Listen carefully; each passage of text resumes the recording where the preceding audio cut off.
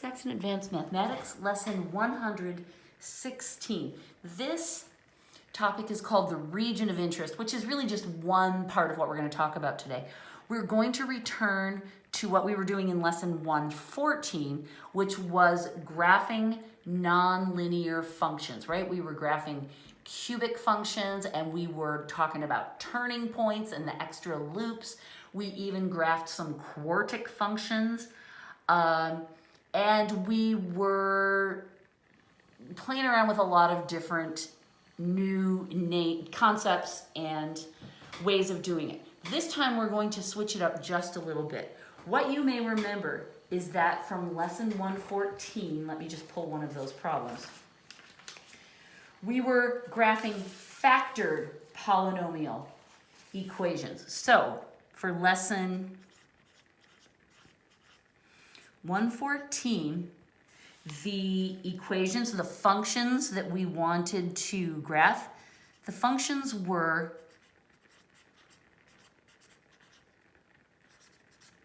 factored. And we were able to use the factored form to give us a couple shortcuts. But in this lesson, the functions are unfactored, or not factored, I guess is the better way to say that, the more grammatically correct. Okay? So they're going to look a little different. They're just unfactored, but that means we're going to use some different strategies to deal with them. So let's take a look at the first one. And how many are there? 2 or 3? Just 2. They're a little long, but not horrible. I mean, easy for me to say, right? 16.1, graph y equals x cubed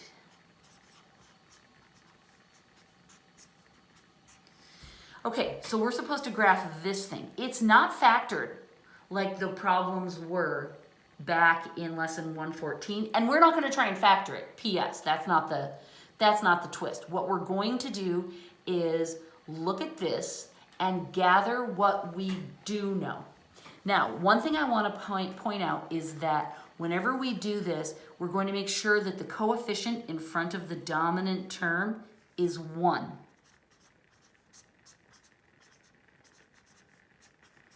Remember, the dominant term is the one with the highest exponents. That's the one that sets the tone for the whole equation. These coefficients don't really affect the picture much. If there is a coefficient here other than 1, we have to divide it away, right? And I don't think John has any. No, he doesn't have any of those in this lesson. But if there were a coefficient here, we would have to divide to turn it into a 1, okay? And the term for this is it's called a normalized polynomial.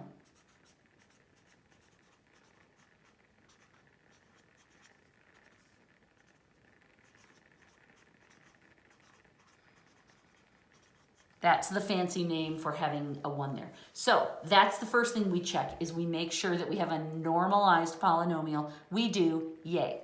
Now, what can we gather about this? The dominant term, let's squeeze in the R, is x cubed.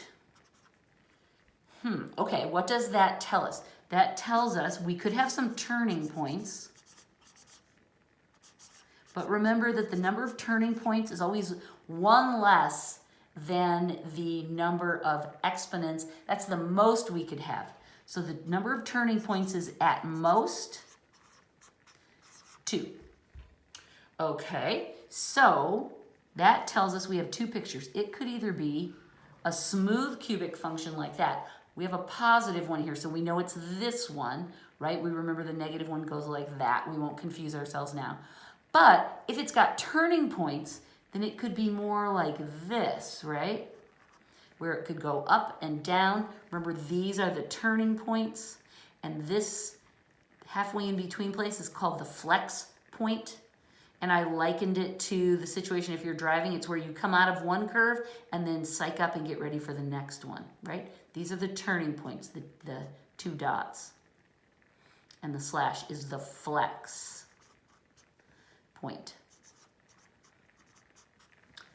Okay, now there's one other piece of information we want to gather at this stage, and that is the name of our lesson. It's called the region of interest,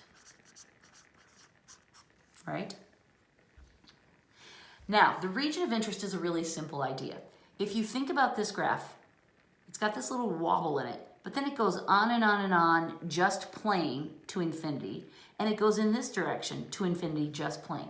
These long, empty regions, well, they're not empty because they have the line going through, but these are not the interesting part of the graph. The interesting part of the graph, or the function, if you will, is where the curves are going on. So there it is for the two of them, right? That's the part we really want to key in on when we're graphing it. So we want to do a quick little calculation that shows us where the region of interest will lie. And it's super easy to figure out, to calculate. What we do is we look at our coefficients. We take the largest coefficient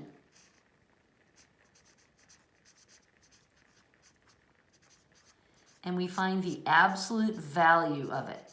Okay, so it doesn't matter if it's positive or negative here. We just want the absolute value of it, and then we want to add 1. That's the formula for finding the region of interest. In our example, it will be -3 is our largest term. We take the absolute value and we add 1. And that gives us 3 plus 1. That means our region of interest equals 4, but we measure it as x equals plus or minus 4. So let me take this to the picture and I'll show you what that means. Because we're going to start graphing pretty soon here.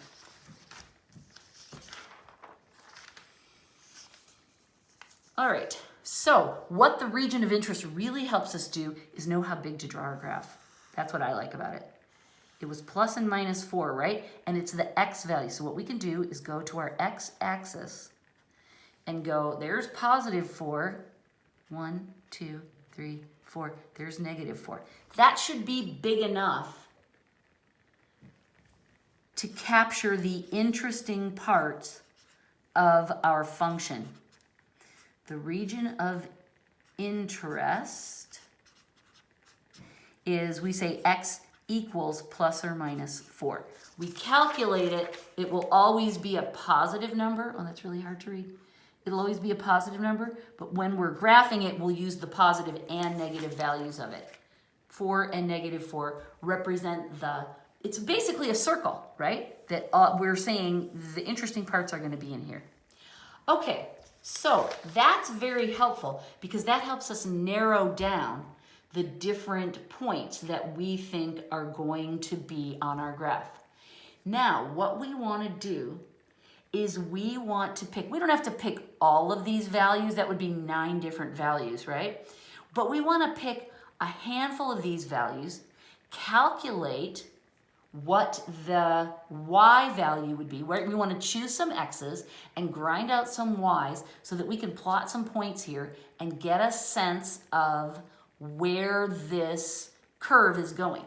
Remember last time when our polynomial was in a factored term, we could look at the individual values and find the crossover points and the bounce points, right? But that only works when it's factored. This is unfactored and we're not going to factor it. So now we need a different strategy.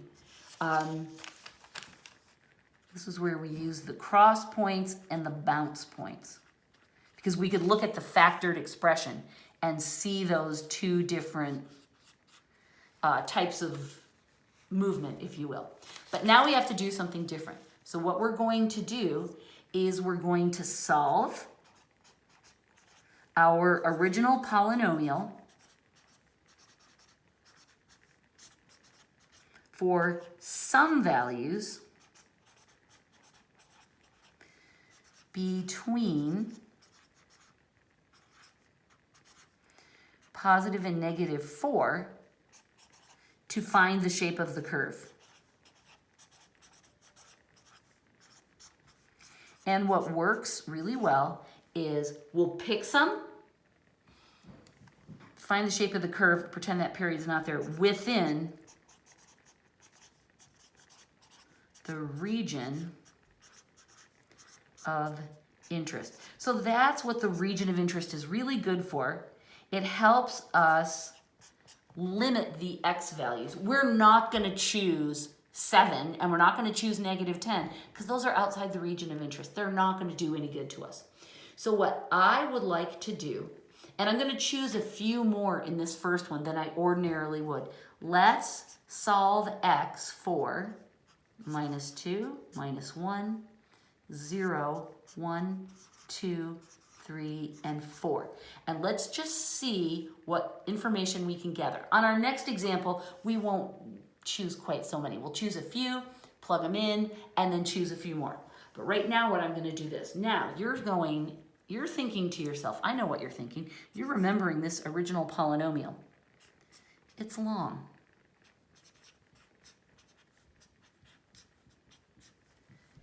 We have to plug all these different values for x into this and solve for it. And that just seems like enough to make you want to cry, right? But what we're going to do is we're going to take advantage of that remainder theorem.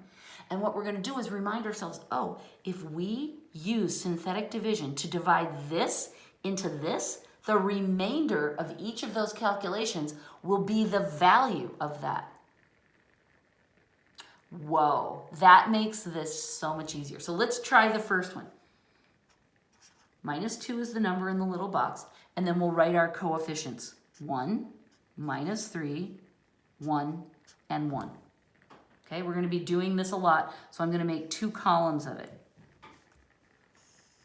We bring down the 1. We multiply. Minus 2 times 1 is minus 2. Add these, we get minus 5. Multiply these, we get positive 10, that's 11, minus 22, and that becomes minus 21. So the first point that we have calculated is minus 2 is the x, and minus 21 is the y value. See how the synthetic division is so our friend?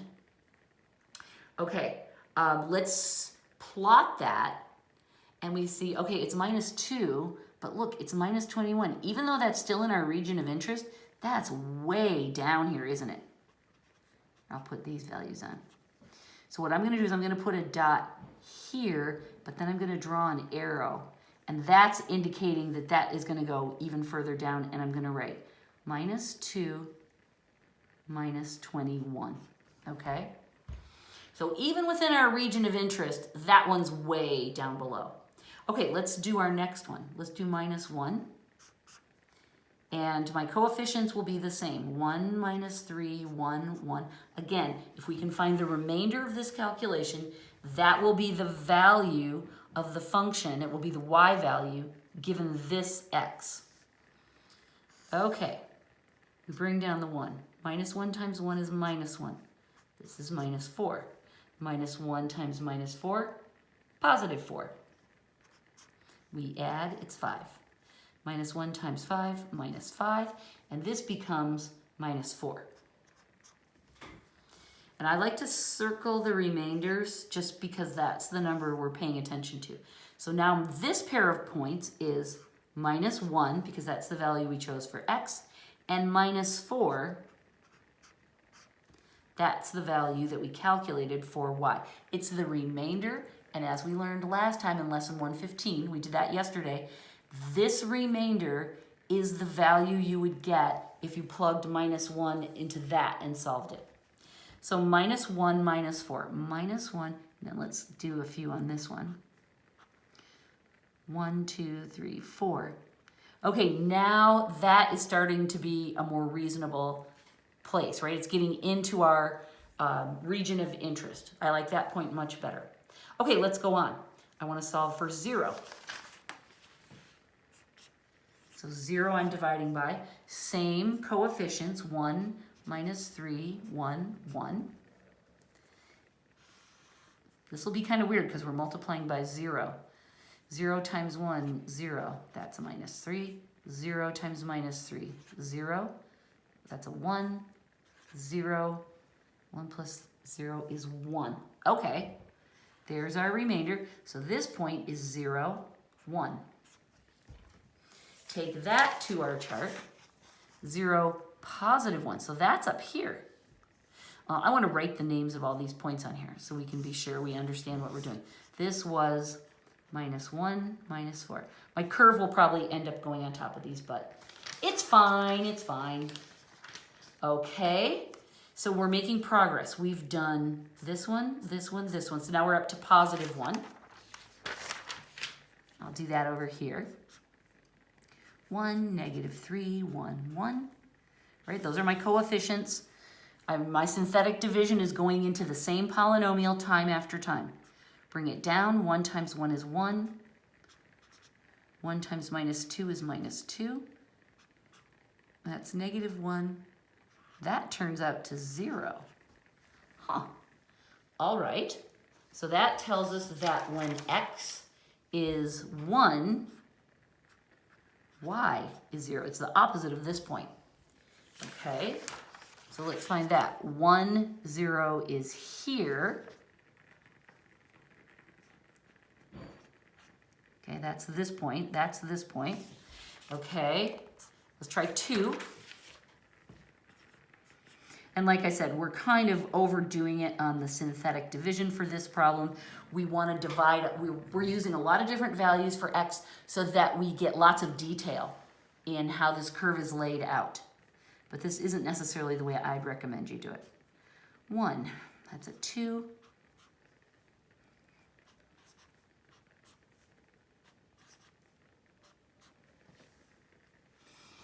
Okay, so when we use 2 for x, we calculate minus 1 for our y. So 2 minus 1 goes right there. And now we're up to, where's my list?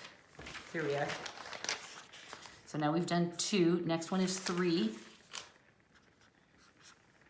1 minus 3, 1, 1. Now you can see where synthetic division and the remainder theorem are our BFFs, right? 3, 0. 3 times 0 is 0. 1. 3 times 1 is 3. 4. So this point is 3, 4. 1, 2, 3. Oh, look, now it's going all the way up here. 1, 2, 3, 4. 3, 4. I'll just fill in my grid a little bit. So that's this point way up here. 3, 4.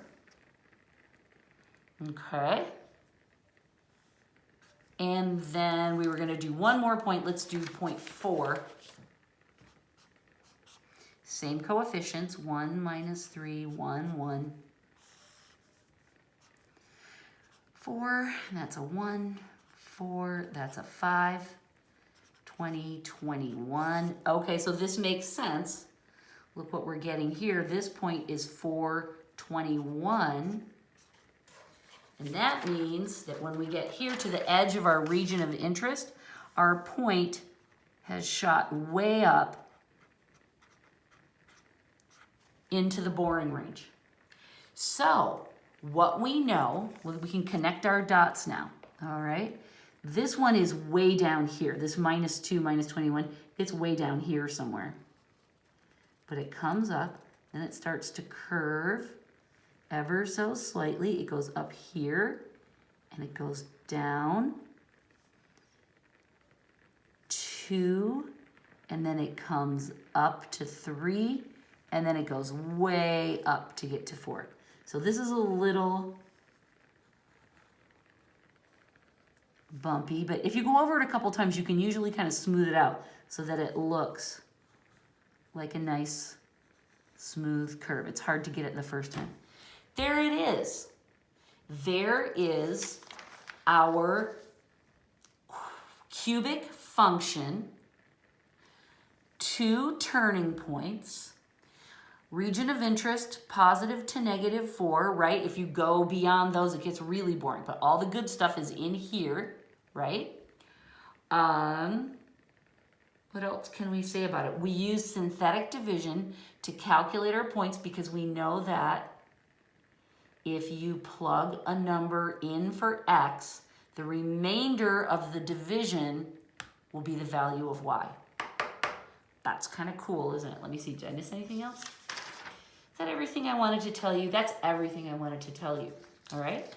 So we'll do one more, and like I said, here we did number 4 as well. We will not choose as many points to start. We'll choose a smaller number, and then we will see if we want to fine-tune any parts of the curve, right? That's what we can do rather than just trying a zillion to start with. Let me go on to a fresh page. Now you can see how synthetic division and that remainder theorem are really helping us out. Okay, example 116.2. Graph y equals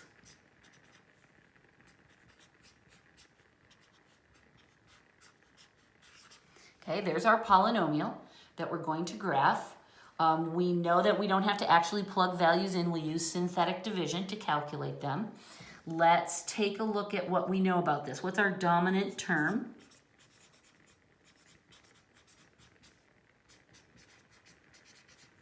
The highest exponent is x third. Okay, that's cool. Honestly, that's what a lot of these problems will be. The quartic ones are kind of a handful to draw. The turning points.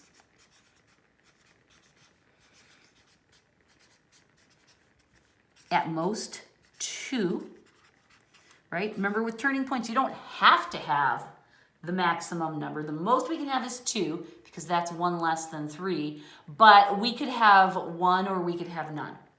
So that's fine. A region of interest.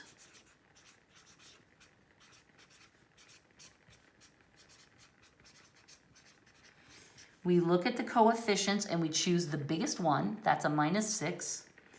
And we take the absolute value of that and we add 1. And that tells us it's 7. So x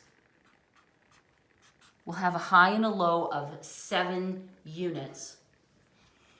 Again, that helps us pick some good x values and it helps us figure out how big our graph needs to be. All right?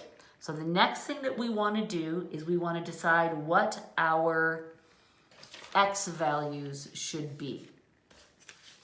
Okay, so we're going to pick some within our region of interest that will help us draw the interesting parts of our curve. So we will find x equals, now here's what I'm going to do this time. I'm going to skip around a little bit. Let's go in from 7, because as we saw last time, our region of interest was 4, but as we just got to some of those bigger numbers, it got really crazy really fast, didn't it? We don't need to be out here at -21 and +21. No, that's crazy. So let's go in a couple from 7. Let's do -4, and then let's do -2, and then skip to 0, and then +2, and +4. Let's start with these 5 values, graph them, and see if that gives us enough information. So what I'm going to do before I start drawing the graph, I'm going to do my synthetic division. I'm going to set it all up. First, I'm going to divide by -4. And let's see, our coefficients are 1, 4, 1, -6. Then I'll set up another one for -2. And I'll do one for 0.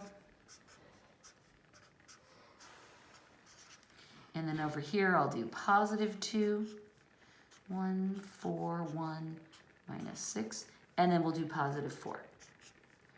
So I'll do all these calculations and I'll write the pair of points, right? Remember how we did last time?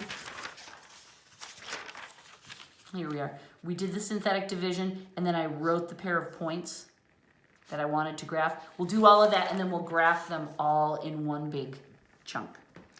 Okay, here we go. Ready? Bring down the 1.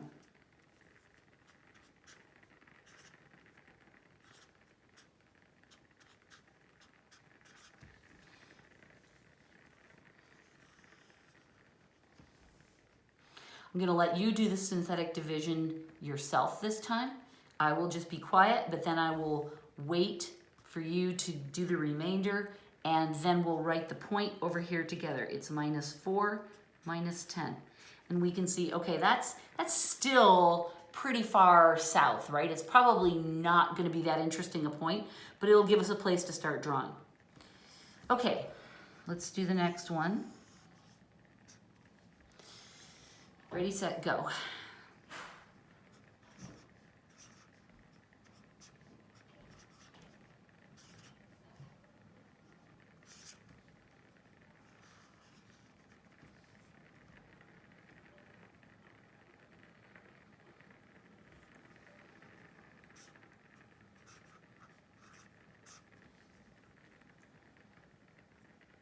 So our second point is -2, 0. This is really hard, you guys. I don't know how much time to give you to keep up with this with me. I don't want to go too fast, but I don't want to go too slow either.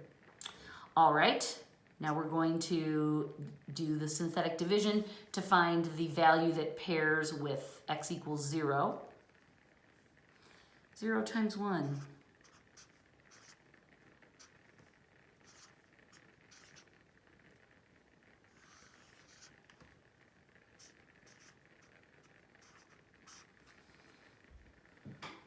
Okay, 0 and -6.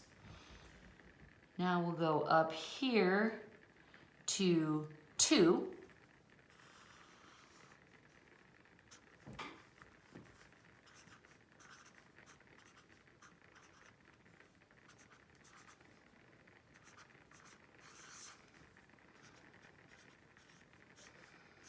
Two pairs with 20, and I can see, oh wow, that's growing fast, isn't it? So I can't even imagine what 4 is going to be, right? It looks like we've already taken off out of our region of interest. Let's just calculate 4, even though I think it's going to be a cuckoo number, given how big it got.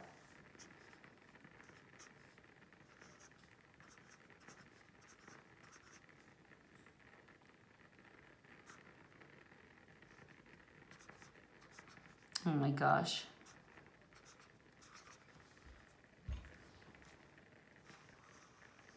That is big.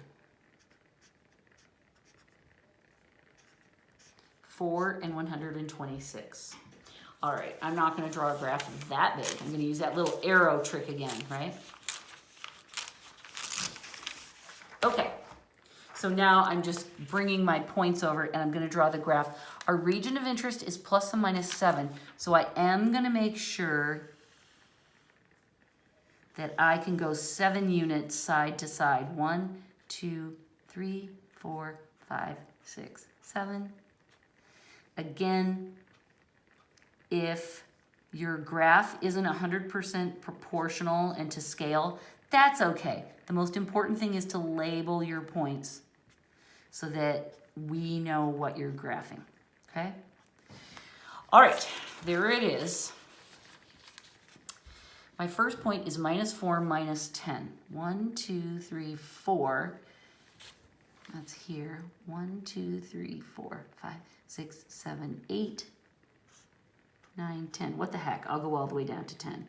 That's kind of a lot. So this is -4, -10. And I write that there just so that anyone can see, oh look, that's how she calculated the first point. Second point is -2, 0. Oh, that jumps way up, doesn't it? -1, -2, -3, -4. So this is -2, 0 right here. Okay? Sometimes I write the values below the point, above the point, wherever it's useful and it feels logical to me. 0 -6. Oh, we're going back down now. 1, 2, 3, 4, 5, 6. -1, -2, minus 3 minus 4. So this point is 0 minus 6. Okay. 2 goes all the way up. Here, you can't see my page. 2 goes all the way up to 20. That's just going to be crazy. So I'm just going to write it way up here with a little arrow. That'll be 220. And then 4, 126. 1, 2, 3, 4. That's even higher. So I'm just writing these points here as a notation so that anyone who's interested can see, oh look, that goes way off the map. Okay, so I'm guessing that this curve is going to be, oh, I didn't write this. This is one other thing I would always do when I'm writing my dominant term. I would draw a picture of what the choices might be, right? Turning point, flex. All right, it looks like I've got a turning point here, and then it goes down, and then it goes back up again. But I would like to know a little bit more about the values here, because I think this is where the turn is happening, but I don't know exactly how that looks. And then I think I might want to do another, like maybe a 1, and see where does it start to come back up. So let's choose minus 3 as one of our points. I want to choose minus 3, and I think I'd like to choose minus 1. We did 0 and we did 2, so then I would like to do positive 1. Those are the ones I would like to do in addition to what we've already done. So I'm going to set those up. And again, we're using our same coefficients, 1, 4, 1, minus 6.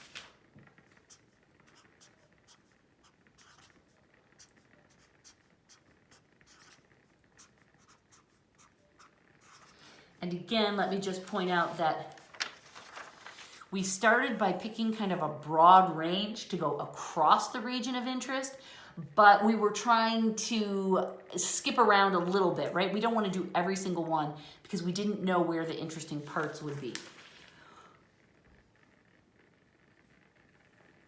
Once we graphed those 5 points, we could see, all right, we don't need to know anything more. Like, we don't need to graph 3. We know that's way up there. But somewhere around in here, we probably need a little more information. Okay, so we're doing these 3 additional points. And here we go.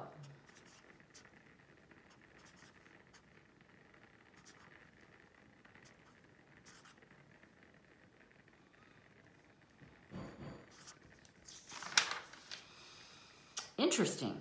So when we use minus 3 as our x, we get 0. All right. That's interesting. I'll graph them all at once. Bring down the 1, then we multiply.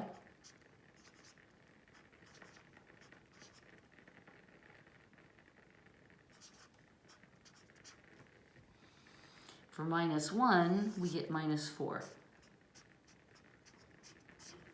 And then one more, we'll get the positive 1 that's right here. I'll write these in.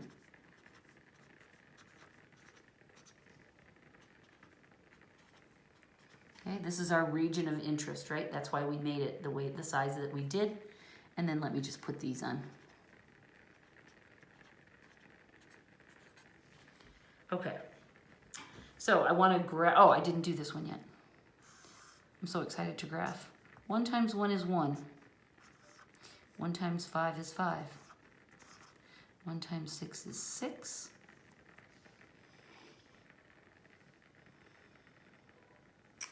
And this also turns into a 0. So this point 1 is also 0.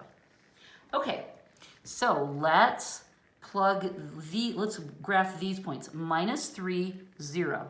That's right there. Minus 1, minus 4. Okay, so that's dropping down, right, like that. Okay, so I can see it goes up. It must turn up here, and it's coming down. There's the minus 1, there's the 0 value. And now the positive 1 value is back to 0. Okay, so it goes up, and then it must come down, and then it must go back up again. But what I'm confused about, I still don't have a good answer, and I'd like to know, is what's happening here? We know that it must be going through a turning point, but is it like that?